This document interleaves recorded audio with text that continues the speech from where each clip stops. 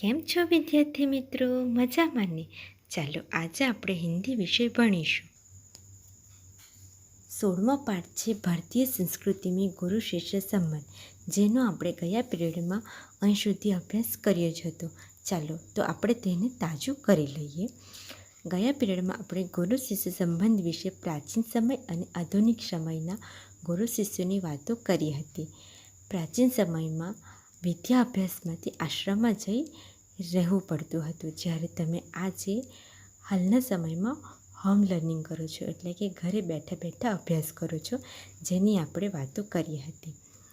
પહેલાંના સમયમાં વિદ્યા અભ્યાસ માટે આશ્રમમાં જવું પડતું હતું, તેમજ વિદ્યાલય પણ મંદિર સમાન હતા. આજે સ્થિતિ બદલાઈ છે. આજના ગુરુ વેતનભોગી બન્યા છે. પહેલાંના ગુરુને તો સાક્ષાત ભગવાનનું સ્વરૂપ પણ માનવામાં આવતું હતું, જે વિશે આપણે ચર્ચા કરી હતી. તેમજ વિવેકાનંદ અને રવિન્દ્રનાથની પણ આપણે વાતો કરી હતી. તો ચાલો આજે આપણે આગળ ભણીશું. एक बार सुप्रसिद्ध भारतीय पहलवान गामा मुंबई आए. सुप्रसिद्ध यानी कि सर्वश्रेष्ठ. उन्होंने विश्व के सारे पहलवानों को कुश्ती में चैलेंज दिया. अखबारों में यह समाचार प्रकाशित होते ही एक पारसी पत्रकार ने उत्सुकतावश उनके निकट पहुंचकर उनसे पूछा, साहब, विश्व के किसी भी पहलवान में लड़ने के लिए आप तैयार हैं, तो आप अपने अमुक शिष्य से ही लड़कर विजय प्राप्त करके दिखाओ. गामा आजकल के शिक्षा क्रम में रंगे नहीं थे, इसलिए उन्हें इन शब्दों ने हैरान कर दिया. यहीं एक मुहावरा आता है, हैरान करना यानी कि चकित कर देना. आंखें फाड़कर उस पत्रकार का चेहरा ताकते ही रह गया.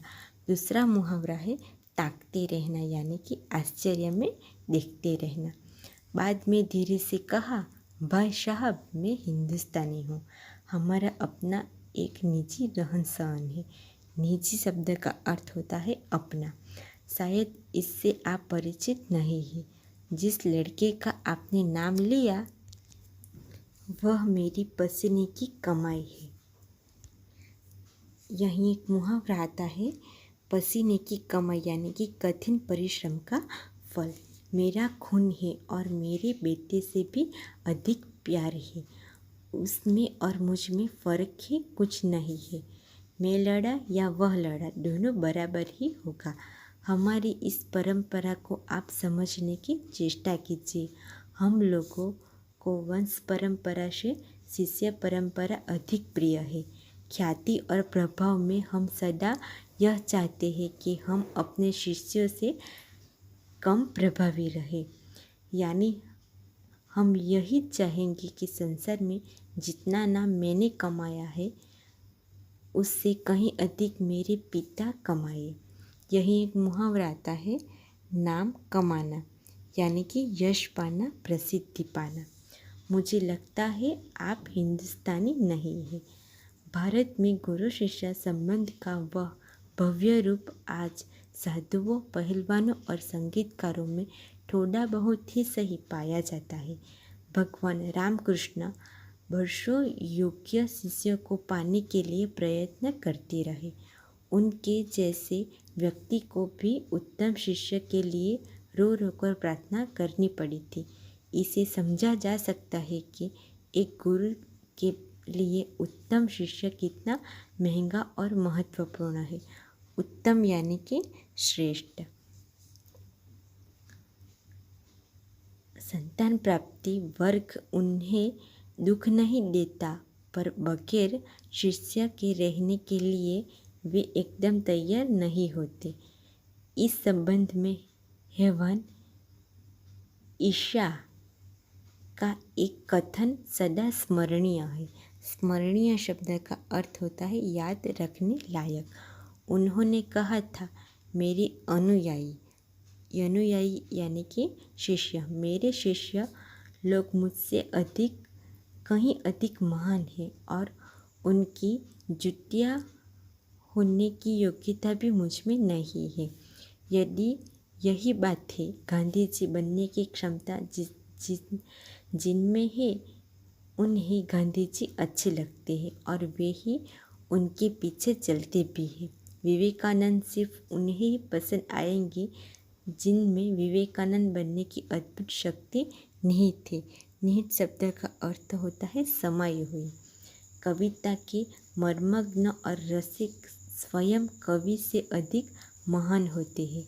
संगीत के पागल सुनने वाले ही स्वयं संगीतकार से अधिक संगीत का रसास्वाद करते हैं। रसास्वाद शब्द का अर्थ होता है संगीत आदि का आनंद लेना। यहाँ पूज्य नहीं पुजारी ही श्रेष्ठ है। यहाँ सम्मान पाने वाला नहीं सम्मान देने वाला महान है। स्वयं पुष्प में कुछ नहीं है, पुष्प का सौंदर्य उसे आने वाले की दृष्टि में है। दुनिया में कुछ नहीं है, जो कुछ भी है हमारी चाह में हमारी दृष्टि में है। यह अद्भुत भारतीय व्याख्यान अजीब सी लग सकती है, पर हमारे पूर्वज सदा इसी पथ के यात्री रहे हैं। उत्तम गुरु में जाति भावना भी नहीं रहती। जितने ही मुसलमान पहलवानों के हिंदू चेले यानी कि शिष्य है और संगीतकारों के मुसलमान शिष्य रहे हैं, यहाँ परख गुणों की, साधना की और प्रतिभा की होती, भक्ति और श्रद्धा की ही कीमत है, न कि जाति संप्रदाय आचार विचार या धर्म की। मुझे क्या लिखाया था एक विद्वान मुसलमान ने ही। उन्होंने कभी नहीं सोचा कि यह हिंदू है और मुसलमान बनना चाहिए।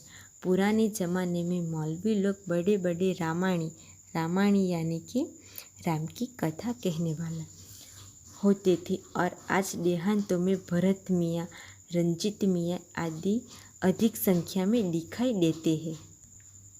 आज के गुरु भी सिर्फ सेवा लेने में ही चतुर है, देने में नहीं। उपनिषदों में आचार्य ने कहा है, सेवा देने की चीज़ है, लेने की नहीं। सेवा लेने के अधिकारी बच्चे, रोगी, असहाय और वृद्ध बच्चों की परमेश्वर का ही वृद्ध रूप समझ।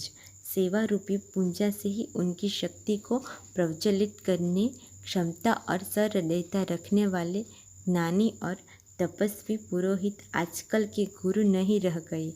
किसी भी देव मंदिर की मूर्ति की शक्ति उतनी मात्रा तक ही संभव है जितनी मात्रा तक उनके पुजारी की भाव पूजा में नैवेद्य भावना भरी रहती है। यह गद्यपाठ यहाँ समाप्त होता है। मैंने मूल्यांकन के प्रश्न भेजे हैं, वो आप देख लीजिएगा।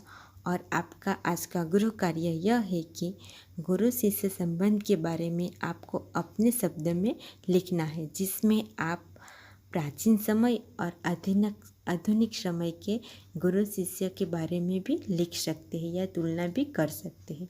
ठीक है, थैंक यू, आवजो।